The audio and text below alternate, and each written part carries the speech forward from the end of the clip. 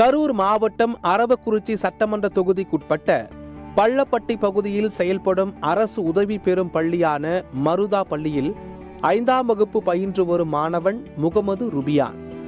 அறிவியல் பாடத்தை விரும்பி படித்து வரும் மாணவன் அவ்வப்போது அறிவியல் கண்டுபிடிப்புகள் தொடர்பான ஆய்வில் ஈடுபட்டு வருகிறார்.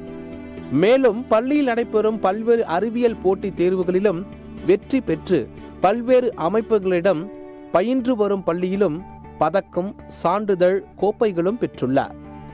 வாழும் அவசர உலகத்தில் அதிகமாக சேர்த்து வரும் குப்பைகளை பயன்படுத்தி மின்சாரம் தயாரிக்கும் முறையையும், தீப்பற்றினால் தானாகவே தண்ணீர் ஊற்றி அணைக்கும் கருவியையும், இரவு நேர பயணத்தில் வாகனங்கள் உமிழும் ஒலியால் ஏற்படும் விபத்தை தடுக்க தானியங்கி கருவியையும் சமீபத்தில் கண்டுபிடித்துள்ளார்.